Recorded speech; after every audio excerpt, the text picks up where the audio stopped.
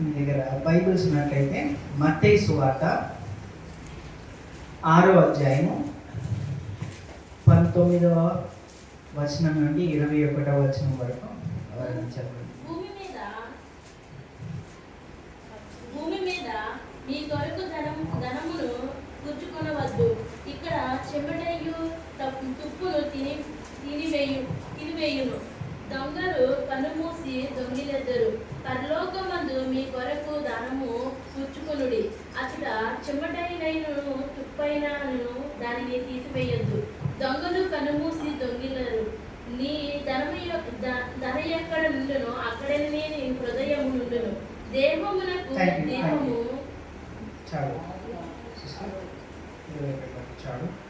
చిన్న ప్రార్థన చేసుకొని దేవానికి వందనాలు చేస్తున్నాను. ఈ యొక్క ఉదయకాలము మనందరి సజీవులలోంచి గత వారం నుంచి ఇప్పటి వరకు మీరు ఎక్కడ చట్టం భద్రపరిచి మాకు కావాల్సిన ప్రతి ఒక్క అవసరత తీరుస్తూ ఈరోజు మనందరినీ సజీవులకు నుంచి మరి సంఘంగా మరి నేను ఆరాధించడానికి మీరు మాకు దయచిన అవకాశం బట్టి వందనాలు. మరి ఇంతవరకు ఆరాధనలు, పాటలు, మరి సాక్ష్యంలో, ప్రకటనలు, సమస్త విషయంలో మీరు మీ యొక్క సన్నిధి మా మధ్య వచ్చినందుకు వేయాలి చేస్తున్నాను దేవా. మరి వాక్యంలో కొన్ని విషయాలు మేము ధ్యానిస్తున్నాగా మాకు ఈ వాక్యంలో ఉన్న విషయాలు అర్థమయ్యే విధంగా మాకు జ్ఞానాన్ని ప్రసాదించమని కోరుతూ ఈ కొద్ది ప్రార్థన చేస్తున్నాము, ప్రార్థిస్తున్నాను తండ్రి. ఆమేన్. గత కొన్ని నెలల ముందు మీ దాకా ఈ వార్త వచ్చిందో లేదో నాకు తెలియదు. ఈ వ్యక్తి గురించి మీరు విన్నారా? ప్రవీణ్ పగడాల విన్నారా? మీ దాకా వచ్చిందా ఈ వార్త? చాలా వందనాలు. నేను మరి ఆయన చనిపోయిన తర్వాత మరి చాలా ఫేమస్ అయ్యాడు. ఆయన గురించి చాలామంది వీడియోలు చూడడం జరుగుతున్నది. ఆయన చేసిన పరిచయం అందరూ తెలుసుకున్నారు. నేను వ్యక్తిగతంగా మరి నాకు బైబిల్ గురించి తెలుసుకోవాలి, నేర్చుకోవాలని చాలా ఆసక్తి. సో ఆయన చేసిన ప్రసంగాలు రక్షణ టీవీ ఇక్కడ వరకు వస్తుందో లేదో తెలియదు. రక్షణ టీవీలో ఆయన చేసే డిబేట్స్ అవన్నీ చూసి చాలా ఆదరణ పొందేవాడిని. అయితే నాకు మరి ఆయన మరణాన్ని గురించి నాకు ఉదయకాలం ఒక పాస్టర్ గారు ఫోన్ చేసి ఈ విధంగా చనిపోయాడు అని చెప్పగానే ఆ దినం మొదలుకొని ఒక వారం వరకు నేను చాలా ఇబ్బంది పడ్డాను. నేను ఉద్యోగం చేస్తూ ఇంట్లోనే నేను ఉద్యోగం చేస్తూ బాధపడుతున్నాను, ఏడుస్తున్నాను. ఎందుకు ఈ విధంగా జరిగింది, ఆయన ఏ విధంగా చనిపోయాడో అది మనం పక్కన పెడితే కానీ ఆయన చనిపోయాడు. ఆ చనిపోయినాక మరి దేవుడు నన్నే కొన్ని ప్రశ్నలు అడుక్కునేలాగా చేశాడు. ఒకవేళ మరి ఆ పాస్టర్ గారు ఆయన గురించి ఆయన బతుకున్నప్పుడు ఆయన చేసిన పరిచర్య కొన్ని విషయాలు బయటకు వచ్చాయి. ఏంటిదంటే ఆయన ఒక 20 మంది అనాథ పిల్లల్ని పోషిస్తున్నాడు, చదివిస్తున్నాడు అని వార్తల్లో చెప్పారు.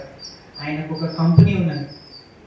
ఆ కంపెనీలో ఆయనదే కంపెనీ, ఆయన ఉద్యోగాలు ఇస్తున్నాడు, మరి నడిపిస్తున్నాడు, ఇతరులకు ఉపాధి కలిగిస్తున్నాడు, చాలా చక్కగా పరిచయం చేస్తున్నాడు. దాంతోపాటు మరి సంఘానికి మేలుకరంగా సంఘం మరి వాక్యంలో ఉన్న సిద్ధాంతాలని అవన్నీ బోధిస్తూ అందరికీ నేర్పిస్తూ మరి తప్పుడు సిద్ధాంతాల గురించి హెచ్చరిస్తూ చాలా పరిచయం చేస్తాడు. అయితే మిమ్మల్ని ఒక ప్రశ్న అడుగుతాను. మరి మన పరిచర్యలో కూడా మరి గత 2 వారాల ముందు మరి పాస్టర్ జీవన్ గారు కూడా మరి ప్రభువుని అందించారు.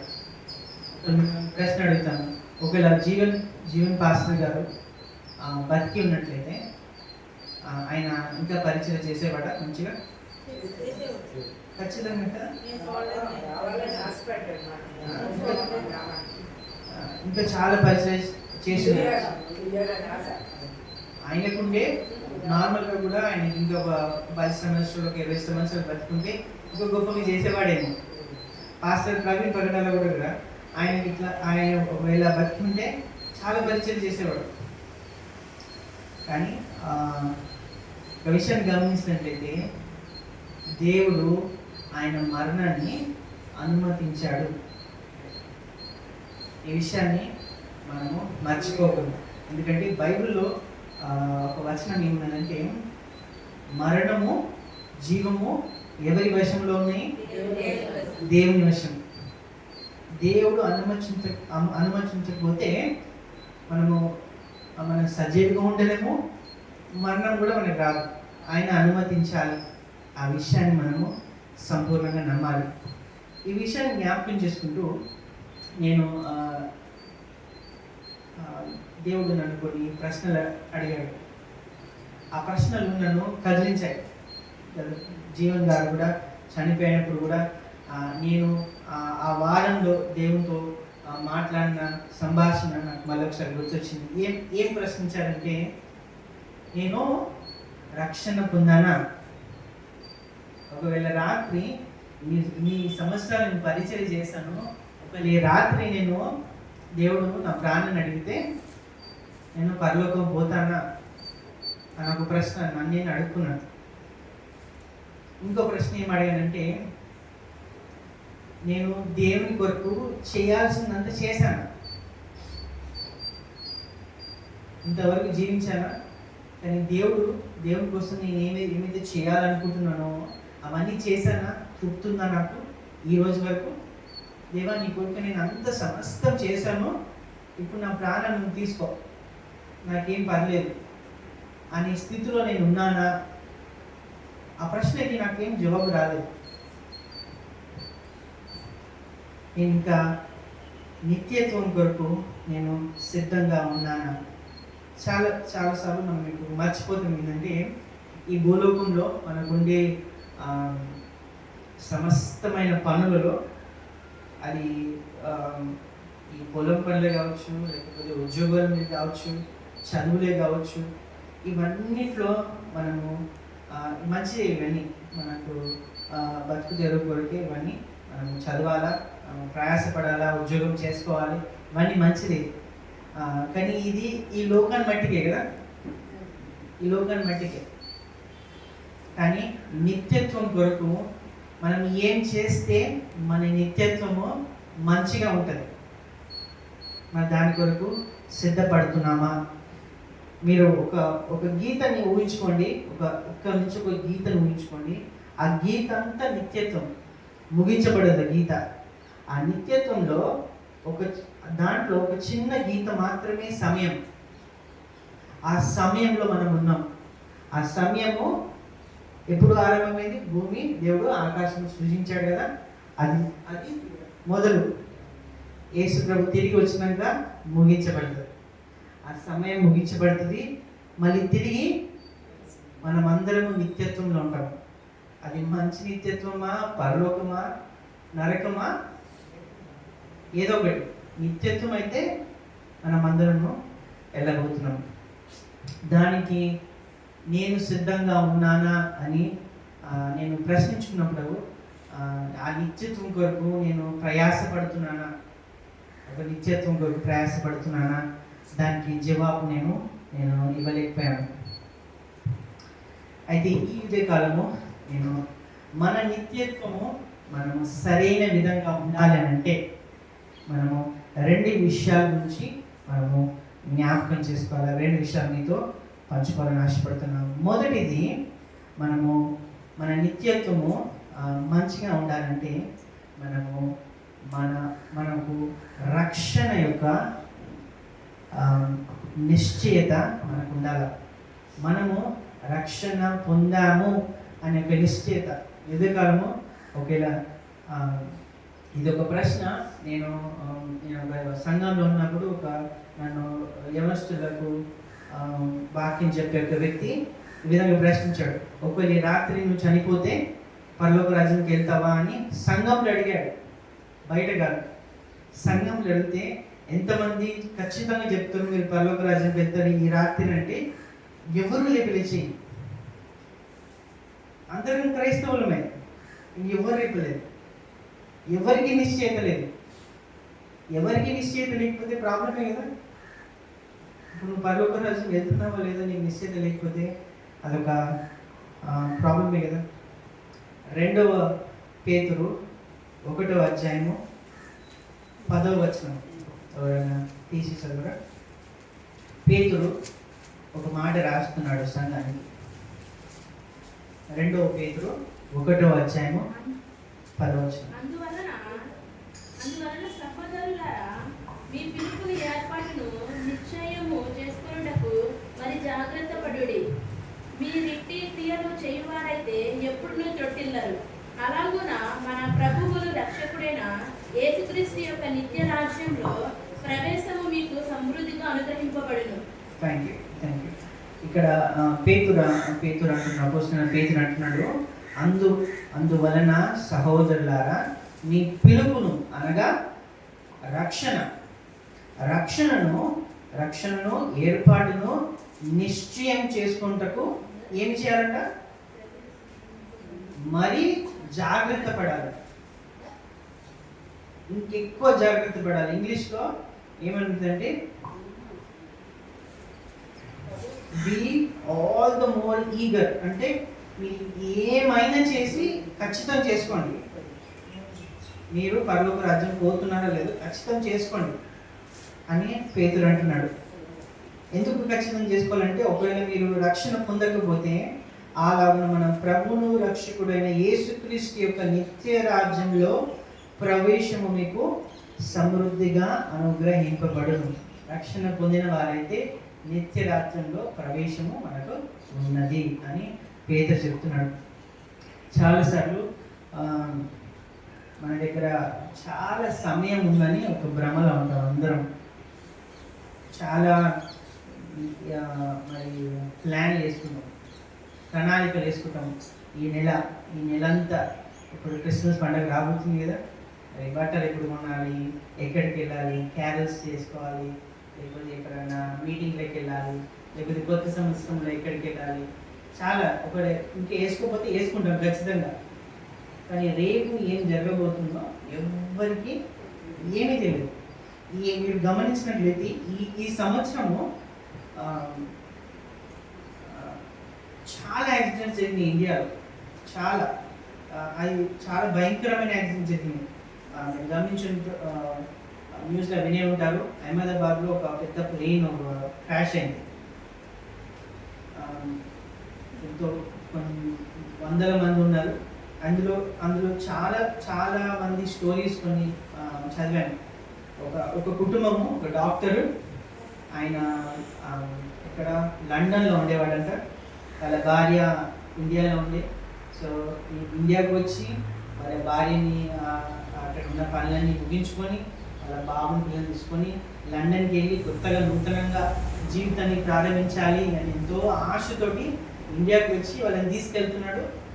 ప్లేన్ క్రాష్ చనిపోయాడు. ప్రణాళికలు వేసుకున్నాడు, రక్షణ పొందాడో లేదో తెలియదు. ఇంకో 2 అక్క చెల్లెలు వాళ్ళ నాన్నమ్మ బర్త్డేకు అని వచ్చారు. 2 చాలా చక్కగా అందంగా ఉన్నారు. 2 మరి ఎంతో భవిష్యత్తు ఉంది, ఎంతో గొప్ప చదవాలనుకున్నారు. కానీ చివరికి ఆ ప్లేన్ క్రాష్లో అట్లా చాలా ఉన్నాయి స్టోరీస్. ఎన్నెన్నో ప్రణాళికలు వేసుకొని వచ్చారు. ఆ ప్రణాళికలు వాళ్ళు నెరవేర్చలేకపోయారు. మీరు ఇంకో విషయం గమనించండి, ఆ ప్లేన్ కూడా ఎక్కడ క్రాష్ అయిందంటే అక్కడ ఒక హాస్టల్, ఒక మెడికల్ హాస్టల్లో వాళ్ళందరూ ఆ టైంలో భోజనం చేస్తున్నారేమో లేకపోతే చదువుతున్నారేమో తెలియదు. మా బిల్డింగ్ పైన ఒక ప్లేన్ క్రాష్ అయితే మేము అందరం చనిపోతామని వాళ్ళు ఊహించారా? ఎవరు ఊహించలేరు. అదే వాళ్ళ చివరి రాత్రి అయింది. ఒకవేళ వాళ్ళ రక్షణ పొందలేని వారైతే వాళ్ళకి ఇంకా అవకాశమే లేదు. కాశ్మీర్లో కూడా టెర్రరిస్ట్ అటాక్ జరిగింది. వాళ్ళు కూడా నేను సంతోషంగా మేము పెళ్ళి అయిపోయినాక లేకపోతే వెకేషన్కి వచ్చాను అనుకున్నారు అందరూ. నాకు అందరికి తెలుసు వాళ్ళందరూ చంపబడ్డారని. తెలంగాణలో కూడా ఇందాక మేము బస్సులో ట్రావెల్ చేస్తే బస్సులో వచ్చాను, ఒక భయంతో వచ్చాను. ఈ మధ్య వికారాబాద్ అనే ప్రాంతంలో, చేవెల్ అనే ప్రాంతంలో బస్సులు ఫైర్ యాక్సిడెంట్ అయ్యి చనిపోయారు. భయం అయిపోయింది నాకు. సౌదీ అరేబియా ప్రాంతంలో కూడా ఈ మధ్యనే అయింది. ఎందుకు ఈ మాట చెప్తున్నాడు? సౌదీ అరేబియాలో ఒకటే బస్సులో 46 మంది చనిపోతే హైదరాబాద్ నుంచి ఒకటే కుటుంబం నుంచి 18 మంది తాతలు, వాళ్ళ కొడుకులు, మళ్ళీ వాళ్ళ మనవరాలు అందరు కలిపి 18 మంది కుటుంబ సభ్యులు. ఎందుకు అంటే మిమ్మల్ని భయపడే నీకు చెప్పట్లేదు, కానీ సమయము మన చేతిలో లేదు. సమయం ఉన్నప్పుడే మనము కొన్ని నిర్ణయాలు తీసుకోవాలి, ఖచ్చితమైన నిర్ణయాలు. ఆ ఖచ్చితమైన నిర్ణయం ఏంటిదంటే రక్షణ పొందడం. ఒకవేళ పొందుంటే నేను రక్షణ పొందాను, పరలోక రాజ్యం వెళ్తాను అనే ఒక నిశ్చయిత మనకు ఉంటుంది. ఇప్పుడు ఇక్కడ అన్ని మరి వయసు గలవారు ఉన్నారు, మరి పెద్దవాళ్ళు ఉన్నారు, చిన్న వయసు ఉన్నారు, యవనస్తున్నారు, కొంతమంది యవనస్తున్నారు. నేను అనుకోవచ్చు, నేను యవనస్తుని, నాకు చాలా సమయం ఉంది. మరి అమ్మలు పెద్ద సమయం, మరి వృద్ధులు ఉన్నారు, తక్కువ సమయం ఉన్నారు, అట్లా అనుకోనికి లేదు. ఏ సమయం ఎవరు చనిపోతారో తెలియదు. కాబట్టి మనము రక్షణ నిశ్చయత ఖచ్చితంగా కలిగి ఉండి ఈ ఆదివారం నుంచి మనము వెళ్ళాలి అనే విషయాన్ని మీకు మనం చేస్తున్నాను. ఏ విధంగా మనము నిశ్చయత కలిగి ఉంటాం, మనం రక్షణ పొందినమా లేదా అనే విషయం మనకి ఎక్కడ తెలుస్తుంది అనే విషయాన్ని మనం క్లుప్తంగా చూస్తున్నాం. మొదటిది ఏ విధంగా తెలుస్తుంది అంటే, మొదటిది మనము రక్షణ పొందాలంటే మనము మన పాపాల నిమిత్తము పశ్చాత్తాపడ్డామా జీవితంలో. అందరి ముంగటే కాదండి, దేవుని ముందు, దేవా నేను ఇంతవరకు నేను చేసిన పాపాలు, ఆ పాపాలు మరి బయట వాళ్ళకి చెప్తే నవ్వుతారేమో, అసహించుకుంటారేమో, కానీ ఆయన దగ్గరికి వెళ్ళి, దేవా నేను ఈ తప్పులు చేశాను, ఈ తప్పులను బట్టి నన్ను క్షమించు అని మరి ప్రార్థన చేసామా, పశ్చాత్తాపడ్డామా, అది మొదటి స్టెప్ మనం రక్షణ పొందడానికి. పేతురు, నేను చదువుతాను కొన్ని వచనాలు సమయాన్ని గౌరవించి. 2:38 పేతురు అంటాడు, పేతురు మీరు మారు మనసు పొంది పాప క్షమాపణ నిమిత్తము ప్రతి వాడు యేసుక్రీస్తు నామమున బాప్తీసము పొందుడి అంటాడు. ఏం చేయాలి? మొదట మారు మనసు పొందాలా, పాప క్షమాపణ పొందాలా, దాని తర్వాత బాప్తీసము తీసుకోవాలని అపోస్తలుడైన మరి పేతురు చెప్తున్నాడు. అది మనం చేయవలసిన మొదటి పని. రెండవది రోమీయులకు రాసిన పత్రిక 10వ అధ్యాయము 9వ వచనం. పౌలు అంటాడు, చదువు.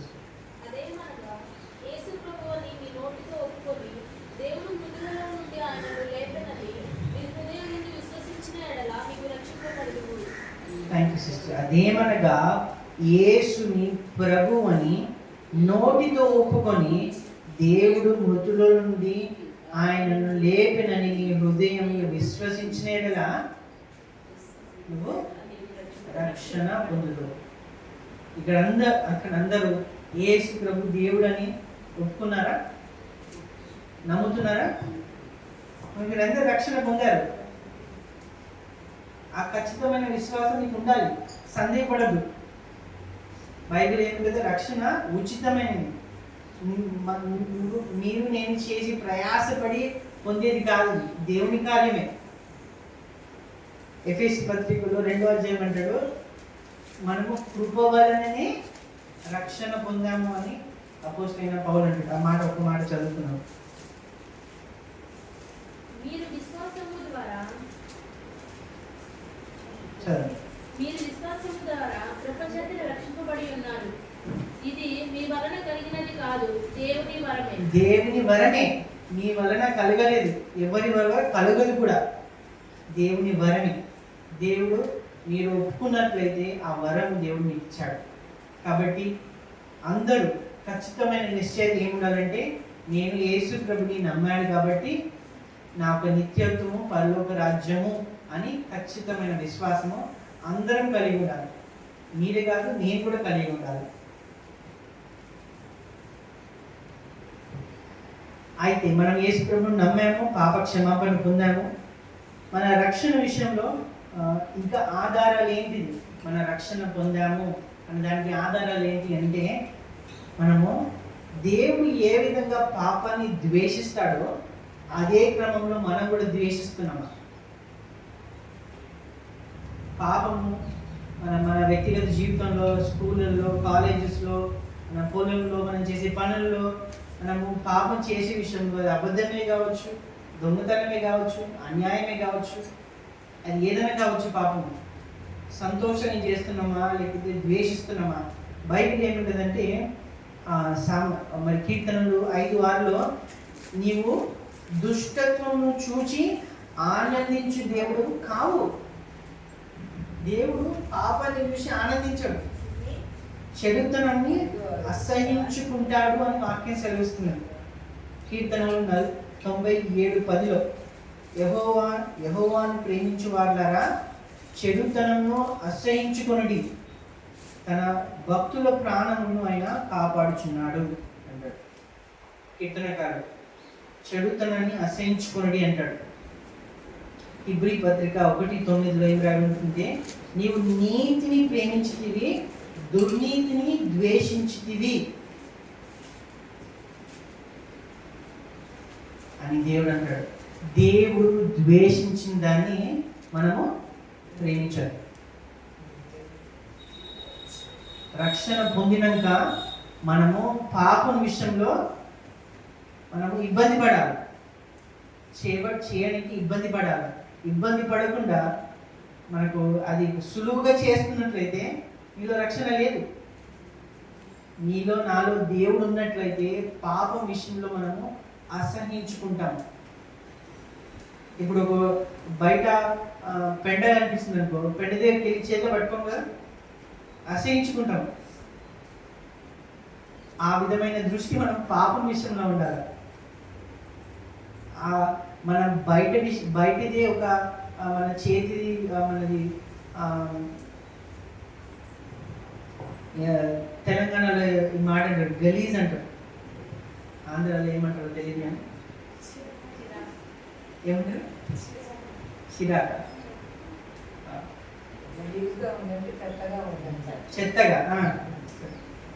చెత్తగా ఉందని, చెత్త దాన్ని ముట్టుకోము కదా, తెలంగాణలో గలీజ్ అంటారు.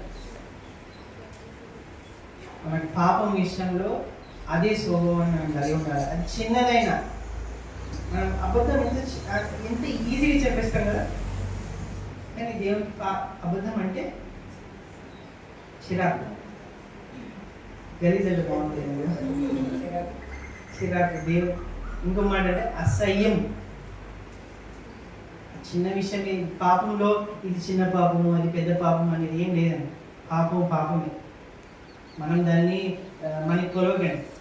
నేను చిన్న పాపమే చేశాను కదా, ఆయన దొంగతనం చేశాడు, నేను ₹1 దొంగతనం చేశాను కదా, ఆయన 100 రూపాయలు చేసాను, ఆయనే శిక్షించాను అంటే కాదు.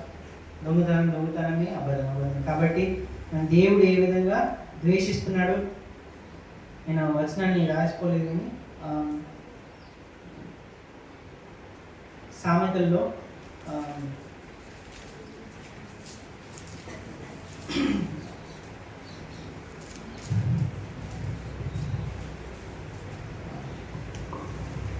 చాప్టర్ మర్చిపోయాను కానీ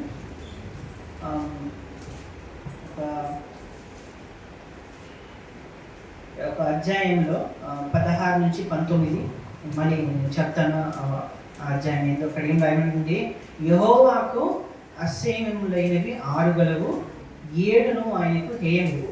అవి ఏమనగా, ఎవరు చదువుతారా?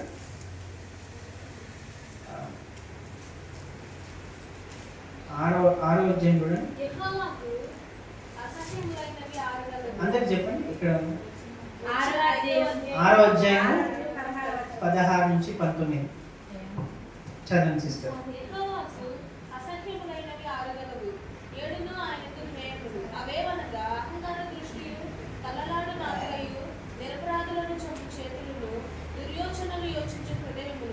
కీడు చేయుటకు త్వరపడి పరుగులెత్తు పాదములను, లేని మాటికి పలుకు అబద్ధ సాక్షియు, అన్నదమ్ములలో జగడములు పుట్టించువాడు.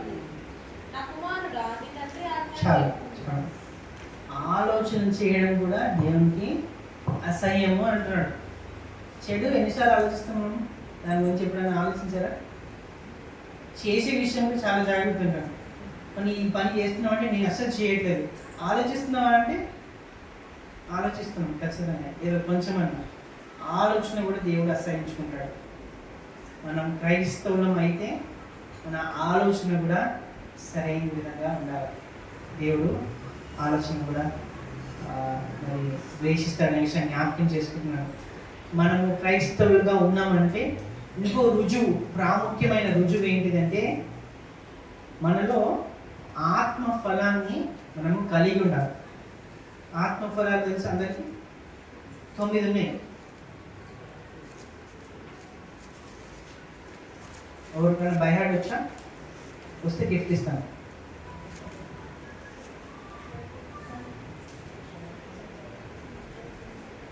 సంతోషము, సమాధానము, సాత్వికము, దీర్ఘశాంతము, సాత్వికము, మంచితనము, విశ్వాసము. Okay, good job. ఇస్తాను, ఖచ్చితంగా ఇస్తాను, గిఫ్ట్ ఇస్తాను. 9 నేను చదువుతాను అంతే. అయితే ఆత్మఫలం ఏమనగా ప్రేమ, సంతోషము, సమాధానము, దీర్ఘశాంతము, దయాళుత్వము, మంచితనము, విశ్వాసము, సాత్వికము, ఆశ నిగ్రహము. ఇవన్నిట్లో మీకు నచ్చింది తీసుకోవడం కాదు. ఇవన్నీ ప్రతి సమయంలో అందరం కలిగి ఉండాలి. అందుకని ఇది ఫలాలు కాదు. పరిశుద్ధాత్మ మనం రక్షణ పొందినాక పరిశుద్ధాత్మను మనలో నివసిస్తాడు. నివసించినప్పుడు అందరిలో ప్రేమ కనిపించాలి, అందరిలో సంతోషం కనిపించాలా, అందరిలో సమాధానం కనిపించాలా, అందరిలో దీర్ఘశాంతం కనిపించాలా, దయాళుత్వం కనిపించాలా, మంచితనం కనిపించాలి, విశ్వాసం కనిపించాలి, సాత్వికం కనిపించాలి, ఆశ నిగ్రహం కనిపించాలి. అన్ని సమయంలో లేదు నాకు ఉట్టి సమాధానమే కావాలి, సమాధానంగా ఉంటాడు కానీ ఆశ నిగ్రహం అంటే సెల్ఫ్ కంట్రోల్. నాకు సెల్ఫ్ కంట్రోల్ విషయంలో కొంచెం ఇబ్బంది, కానీ మిగతా అన్ని విషయంలో నేను బాగుంటానంటే కాదు. సంపూర్ణంగా క్రైస్తవులుగా మనం అనలేము.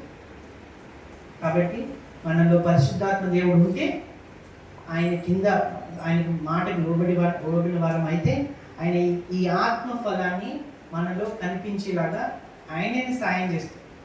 కాబట్టి మనము ఈ 9 విషయాలు రాసుకోండి. ఇక్కడ నా ఇంటికి వెళ్ళినాక ఒక టేబుల్లో రాసుకోండి.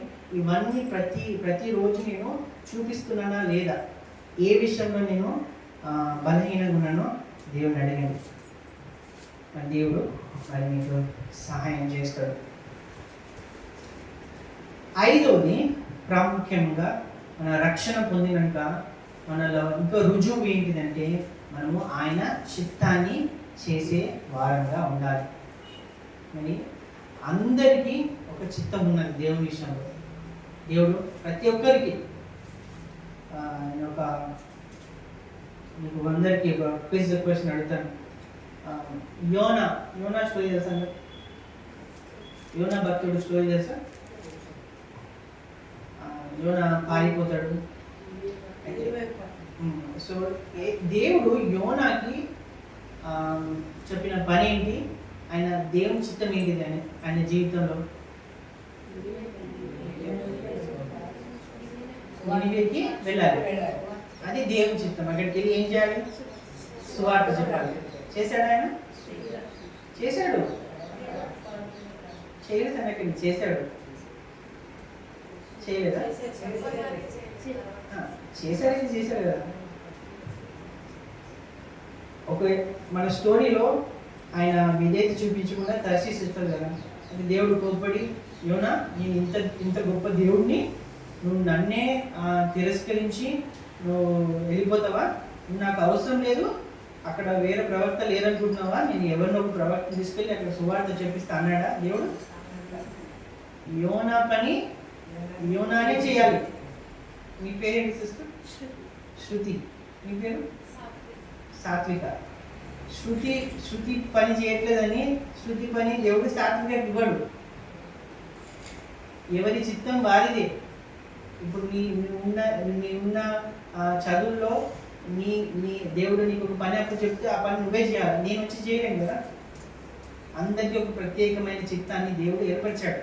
అది ఏంటిదో మనము వెతకండి, ప్రయాసపడండి. అయితే మొట్టమొదటిగా మనము మన నిత్యత్వము సరైన విధంగా ఉండాలంటే, అనగా పరలోకపు నిత్యత్వం ఉండాలంటే మనము జ్ఞాపకం చేసుకోవాల్సిన ప్రాముఖ్యమైన సత్యాలు ఏంటంటే, నిత్యత్వం అనేది ఉన్నది. అది నరకమా పరలోకమా అది తర్వాత సంగతి, కానీ నిత్యత్వం అయితే ఖచ్చితంగా ఉన్నది. ఆ విషయాన్ని మనం మరవదు. రెండో విషయమైన పరిశీలన ఏం చేసుకోవాలంటే, మనము సరి అయిన నిత్యత్వంలో వెళ్తున్నామా, ప్రయాణిస్తున్నామా లేదా. అవి ఎట్లా నిర్ధారణ అవుతుందంటే, మనము రక్షణ పొందినమా, యేసు ప్రభువుని సొంత రక్షకుడిగా అంగీకరించామా లేదా. అనిశ్చిత ఉన్నట్లయితే సంతోషం.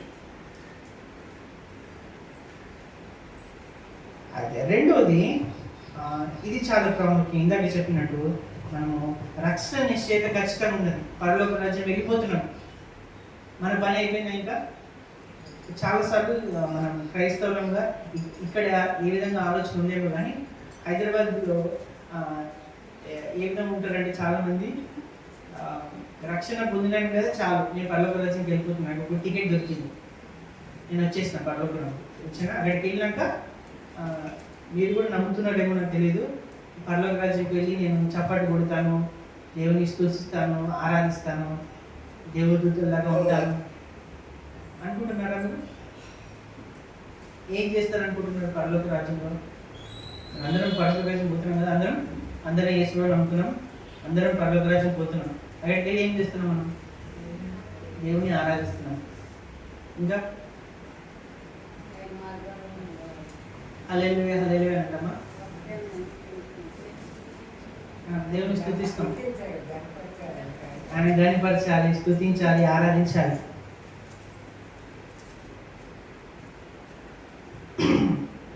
బైబిల్లో యేసు ప్రభు ఆయన జీవించిన కాలం తర్వాత ఆయన ఆరుణం అయిపోతున్నాడు కదా పరలోక రాజ్యం వెళ్ళినప్పుడు. ఆయన ఏమంటాడంటే, నేను వెళ్ళి చెప్పండి మీ కొరకు ఏంటి గట్టిగా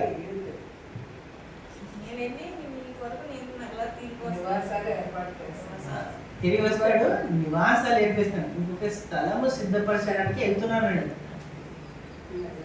ఆ వచనం మీకు గుర్తున్నట్లయితే పరలోకమే ఒక స్థలం, మళ్ళీ ఇంకో స్థలం ఏర్పాటు చేయడం ఏంటి? ఇప్పుడు ఆలోచించారా?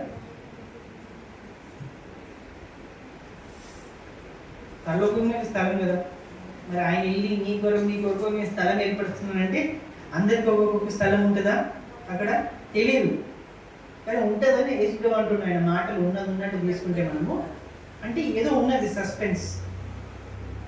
మనం అక్కడ తెలుసుకోవాల్సింది కేవలము పాటలు పాడడము, స్తుతించడమే కాదు, కానీ మనకు ఒక స్థలాన్ని దేవుడు ఇస్తాడు అంటున్నాడు. ఇంకా మీరు బైబిల్ చదువుతుంటే కొన్ని ఉపమానాలు ఉంటాయి. యేసుప్రభు అంటాడు, పరలోక రాజ్యము దీని పోలి ఉన్నది అని కొన్ని ఉపమానాలు ఉంటాయి. ఆవగించుతో పోలుస్తాడు కొన్నిసార్లు. ఆవగించుతో కాదు కానీ గుర్తొస్తుంది ఆ ఉపమానాలు, కానీ 4-5 ఉపమానాల గురించి చెప్తాడు. ఆ ఉపమానాలు పరలోక రాజ్యం పోలి ఉండేది అంటాడు. అంటే పరలోక రాజ్యం ఆ విధంగా ఉంటుందా అన్నట్టు ఉంటుందేమో, దాని గురించి ఏం డీటెయిల్స్ ఏమి ఇవ్వడు, సస్పెన్స్లో పెట్టాడు. అంటే మనం అక్కడ కేవలము అటెండెన్స్ ఇవ్వము, అదైతే ఖచ్చితంగా ఏదో చేయబోతున్నాం కాబట్టి అది మనల్ని తెలుగులో మనం ఇంగ్లీష్లో ఉంటుంది ఎక్సైట్మెంట్ కావాలి, మనం ఎక్సైట్ అవ్వాలి పరలోక రాజ్యంలో ఇంకా మనం ఏదో చేయాలి అని.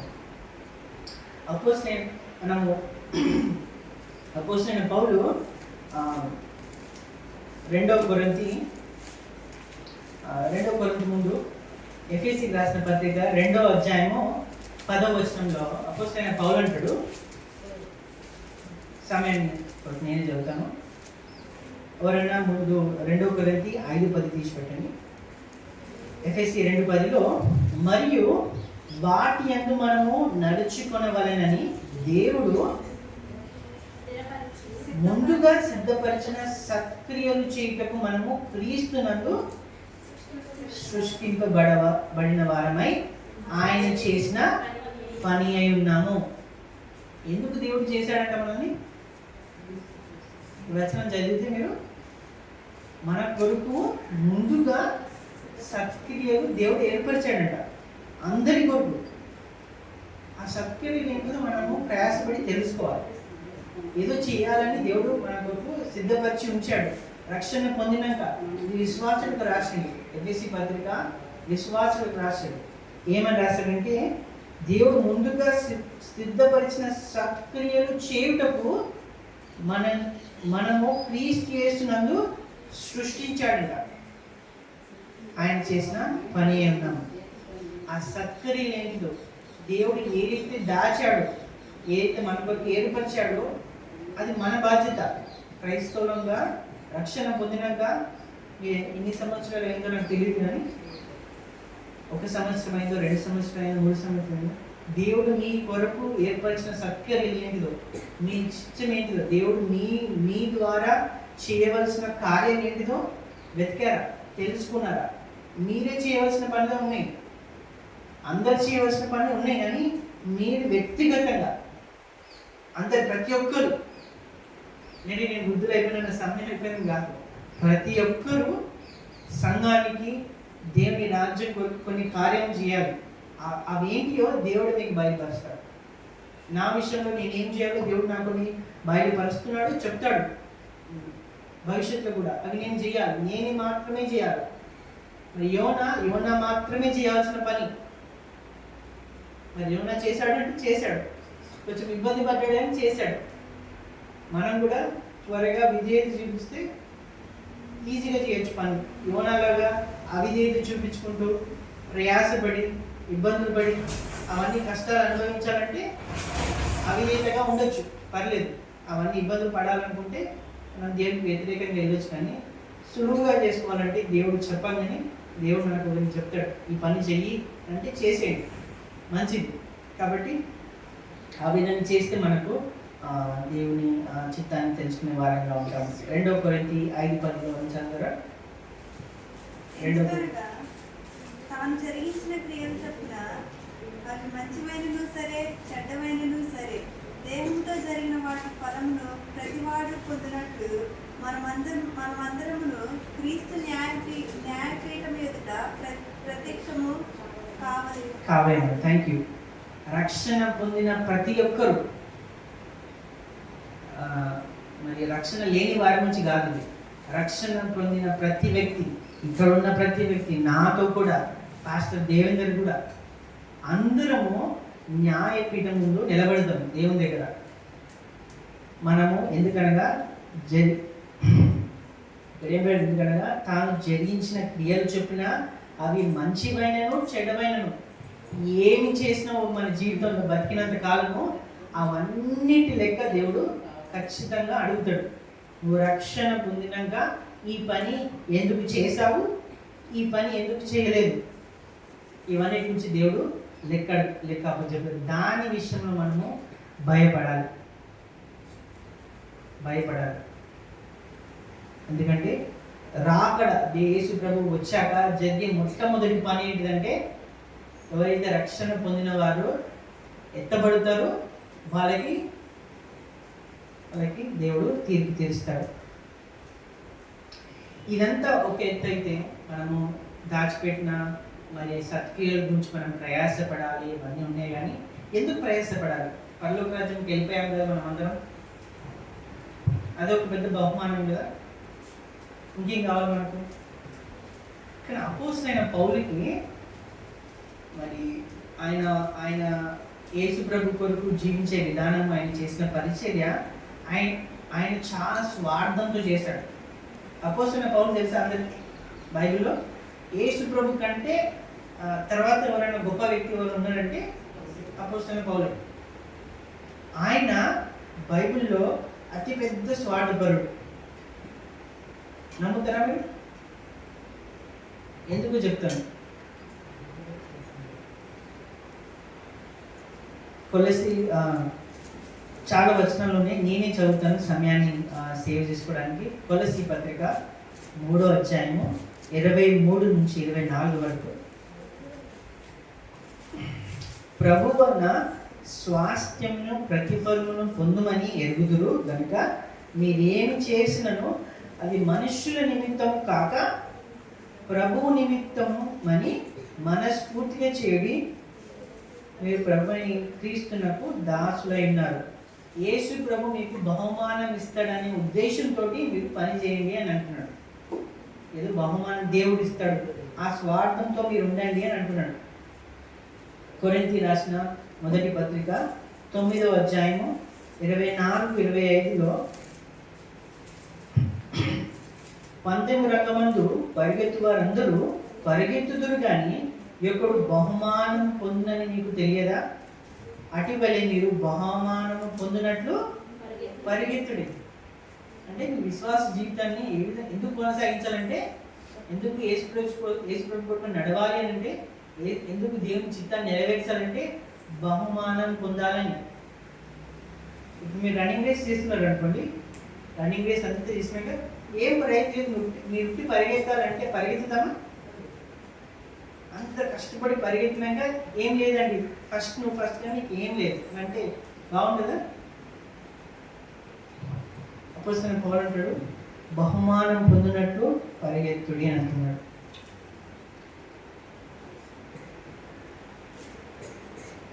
ఫిలిప్పీ 3:14లో క్రీస్తు యేసునందు దేవుని ఉన్నతమైన పిలుపునకు కలుగు బహుమానము పొందవలనని గురి యొద్దకే నేను పరిగెత్తుచున్నాను. క్రీస్తు యేసు నందు దేవుని ఉన్నతమైన పిలుపు కలుగు బహుమానం కొరకు గురి యొద్దకే. ఆయన గురి ఏంటిది? పరలోక రాజ్యం కాదండి. ఆయన స్వార్థం ఏంటంటే దేవుడు నాకు బహుమానం ఇస్తాడు, ఆ బహుమానం కొరకు నేను ప్రయాసపడుతున్నాను అంటే.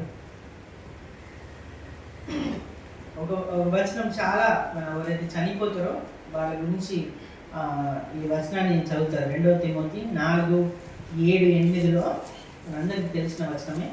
2వ తిమోతి 4:7-8 మంచి పోరాటం పోరాడి తిని నా పరుగు కడముట్టించుకుని విశ్వాసము కాపాడుకుంటుని ఇక మీదట నా కొరకు నీతి కిరీటం ఉంచబడి ఉన్నది.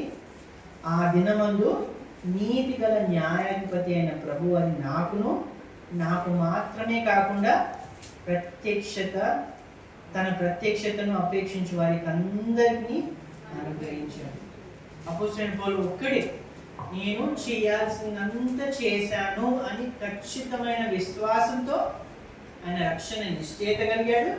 నేను దేవుని కొరకు చేయాల్సిందంతా చేశాను అనే నిశ్చయిత కూడా కలిగి ఉన్నాడు. కాబట్టి ఆయన ఏమంటాడు, నాకు దేవుడు నీతి కిరీటాన్ని ఇస్తాడు, అందరికి ఇస్తాడు, నాకు ఒక్కరికే కాదనుకున్నాడు. పరలోకంకి వెళ్ళినాక చివరికి ఒక వచనం చదవాలి. 1 కొరింథీ 9:27లో అంటే ఆయన ఎంత స్వార్థపరుడు అంటే బహుమానం విషయంలో అంటాడు. 27వ వచనంలో గాలిని 1 కొరింథీ 9:27లో గాలిని కొట్టినట్టు నేను పోట్లాడటలేదు, కానీ ఒకవేళ ఇతరులకు ప్రకటించిన తర్వాత నేనే భ్రష్టుడనైపోతునేమో అని నా శరీరాన్ని నలగొట్టి దానిని లోపరుచుకుంటున్నాను. ఇంగ్లీష్లో భ్రష్టత్వం అంటే కొంచెం ఏదో బాధాకరమైన బాగాలేదా పదం, కానీ తెలుగులో ఏమంటారంటే ఇంగ్లీష్లో ఏమంటే డిస్క్వాలిఫై. నేను దేవుని కోసం ఇంత ప్రయాసపడినాక ఏదో నేను చేసే తప్పుల వలనో నా బహుమానం పొందకుండా డిస్క్వాలిఫై అయిననుకో అని ఒక భయము అని ఒక బాధ అపోస్తలుడైన పౌలుకున్నది. అంటే ఆ మనిషి ఎంత ప్రయాసపడుతున్నాడు, ఎంత గొప్ప పరిచయం చేశాడు. ఆయన బాధ అంతా ఏంటిది? నాకు ప్రైజ్ వస్తుందా లేదా? సింపుల్గా మన భాషలో చెప్పుకోవాలంటే నాకు ప్రైజ్ వస్తుందా లేదా, పోతుందా లేదా, ఒకరి ఏదో విధంగా నేను తప్పు పని చేస్తానేమో అని తన శరీరాన్ని నలగొట్టుకున్నాడంట. ఆయన ఒక్కడే చెప్పాడు, ఇంకా నేను క్రీస్తుని పోలి నడుచుకుంటాను కాబట్టి మీరు నన్ను పోలి నడుచుకోండి అని చెప్పిన ఏకైక మనిషి పౌలే. అది అంత గొప్ప వ్యక్తి. మరి రక్షణ గురించి అంత నిశ్చయత కలిగి కూడా పరలోక రాజ్యం వెళ్తున్నప్పటికీ కూడా ఆయన బహుమానం విషయంలో ఇంత ఆసక్తి కలిగి ఉన్నాడు. నేను ఏది చేసినా బహుమానం అయితే నేను పొందాలి. మరి అంత ఆసక్తి పౌలుకు ఉంటే మనకు కూడా ఉండాలి కదా. కేవలం సంఘానికి వారం వారం వచ్చి మరి ఒక్కొక్క వారం ఒక్కొక్కరు నడిపిస్తున్నారేమో, నడిపించి మరి ఆరాధన చేసి సాక్ష్యం చెప్పి వెళ్ళిపోయి మళ్ళీ ఇంకో ఆదివారం రావడం, ఇదే రొటీన్గా అనుకుంటే మనము దేవుడు ఏదో మిస్ అవుతుంది. దేవుడు మన కొరకు దాచిపెట్టిన ఏది సత్క్రియలు ఉన్నాయో అవేంటిదో తెలుసుకునే ప్రయాసం చేద్దాం. ప్రతి ఒక్కరికి దేవుడు ఒక చిత్తాన్ని ఏర్పరిచాడు. చిత్తం లేకుండా ఎవ్వరు ఏదో అనుకోకుండా పుట్టలు చెప్పరు. జగత్ పునాది బడక మునిపే నిన్ను నన్ను ఏర్పరచుకున్నాడు అని వాక్యము సెలవిస్తుంది చెప్పేసి పత్రికలు. మరి అంత ప్రత్యేకంగా భూమి ఆకాశం సృష్టించక మునిపే దేవుడు నిర్ణయించినప్పుడు నీకు నాకు ఒక చిత్తం ఉండదా? ఆ చిత్తము మనమే నెరవేర్చాలి. కాబట్టి ఇప్పుడు యేసుప్రభు జీవితంలో కూడా యేసుప్రభు చిత్తం ఏంటిది? తండ్రి చిత్తం ఏంటి యేసుప్రభు విషయంలో? అంటే మన కొరకు సిలువలో చనిపోయి రక్షణ ఇవ్వాలి కదా. అది వేరే వాళ్ళు చేస్తే అవుతుందా? యోనా జీవితంలో యోనా కాకుండా వేరే చేస్తే అవుతుందా? అవుతుందేమో, కానీ అది ఆయన చిత్తము. యేసుప్రభు చిత్తం ఏంటిదైనా ఆయన రక్షణ మనకు తీయాలి. యేసుప్రభు మాత్రం చేస్తేనే అది సరైన విధంగా ఉండదు. కాబట్టి మనం అపోస్తలుడైన పౌలులాగా మనం ప్రయాసపడాలి అన్న ఒక విషయాన్ని మీకు జ్ఞాపకం చేసుకుంటాను. త్వరగా 5 వచనాలు చదివి నేను ముగిస్తాను. ఈ బహుమానాల గురించి మరి పౌలు రాస్తూ, ఎవరైతే ఆయన రాకని ప్రేమించి యేసుప్రభు వస్తున్నాడు, ఆయన రాకడ కోసం ఎదురు చూచే వారికి ఆయన ఇచ్చే కిరీటం ఏంటిదంటే నీతి కిరీటం. 2 తిమోతి 4:8 ఉంటుంది. యాకోబు 1:12 శోధనల్ని, హింసలని, లేకపోతే మనకు క్రైస్తవులను చాలా హింసిస్తున్నారు కదా, అట్లా హింసించిన వారు మనం హింస పొందుతున్నామంటే అటువంటి వారికి, అటువంటి క్రైస్తవులకి దేవుడిచ్చే కిరీటం ఏంటిదంటే జీవ కిరీటం. యాకోబు 1:12 ఉంటుంది.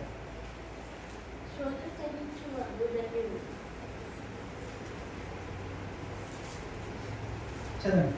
శోధన తగ్గించువాడు ధన్యుడు, అతడు శోధనకు నిలిచిన వాడే ప్రభు తనను ప్రేమించువాడికి వాగ్దానం చేసిన జీవ కిరీటం ఇస్తానంటున్నాడు దేవుడు. మొదటి కొరింథీ 9:25 ఎవరైతే శరీరం విషయంలో ఆశ నిగ్రహం కలిగి సెల్ఫ్ డిసిప్లిన్తో పాపంకి దూరంగా ఉండి క్రమశిక్షణతో ఉన్న వారికి ఆయన వాడబారని చెడిపోని కిరీటం దేవుడు ఇస్తాడు. చదవకండి, నేను ఇంటికి వెళ్ళి చదవండి. 1 కొరింథీ 9:25 ఇతరుని క్రీస్తు కొరకు నడిపించిన వారమైతే, సువార్త చెప్పి వారు క్రీస్తు కొరకు నడిపించిన వారమైతే వాళ్ళకి దేవుడు ఆనంద కిరీటం ఇస్తాడంట. 1 తెస్సలోనిక 2:19. ఇది యేసుప్రభుని ఎవరైనా నడిపిస్తున్నారా? ఒకవేళ మీ ద్వారా ఇక్కడ క్రీస్తులకు నడిపించబడుతుందంటే మీకు దేవుడు ఇచ్చే కిరీటం ఏంటంటే జీవ కిరీటం అంటారు, ఆనంద కిరీటం. చివరిగా ఎవరైతే సంఘ కాపర్లు ఉంటారో, సంఘాన్ని నడిపించే వారు ఉంటారు, మరి వాళ్ళకి దేవుడు మహిమ కిరీటం ఇస్తాడు. 1 పేతురు 5:6. ఇన్ని కిరీటాలు ఉన్నాయి. అందరికీ రాదు కిరీటాలు. ఎవరైతే ఆ క్వాలిఫికేషన్, ఆ అర్హతను పొందుకుంటేనే ఈ కిరీటాలు ఇస్తాయి. ఇవన్నీ పరలోక రాజ్యంలో. సో ఎంతో సస్పెన్స్ ఉన్నది పరలోక రాజ్యం. అందరికీ సేమ్ బహుమానాలు రావు. కాబట్టి అపోస్తలుడైన పౌలు ఆయన బహుమానాల పట్ల అంత ఆసక్తి కలిగి ఉన్నాడు. కాబట్టి ఆయనే అంతగానో ఆసక్తి కలిగి ఉంటే మనం కూడా ఆ ఆసక్తిని, ఆయన యేసుప్రభుని వెంబడించాడు, ఆయనను వెంబడించమంటాడు. కాబట్టి ఆయనలాగా అపోస్తలుడైన పౌలులాగా మనము శరీరాన్ని నలగొట్టుకున్నాం. ఎంత వీలైతే అంత మనకి ఇబ్బంది అయినా ఆ బహుమానాల కొరకు మనము ప్రయాసపడాలి. మరి ఆ ప్రయాసపడేలాగా మరి దేవుడు మనకు ఆ శక్తిని దయచేయాలని మరి నేను ప్రార్థన చేస్తున్నాను. 2 విషయాలు మనం జ్ఞాపకం చేసుకొని ముగించుకున్నాము. మొట్టమొదటి, ఒకవేళ ఇంకా మనం రక్షణ పొందలేకుండా ఈ రోజు మటుకు మనం ఉన్నామంటే మనము ఈరోజే మరి ప్రభు దినం కాబట్టి మరి ఆలస్యం చేయకుండా మనము ఆయన సొంత రక్షకుడిగా అంగీకరించినట్లయితే రక్షణ నిశ్చయత మనకు ఉంటుంది. పరలోక రాజ్యానికి వెళ్ళే వారంగా ఉంటాము.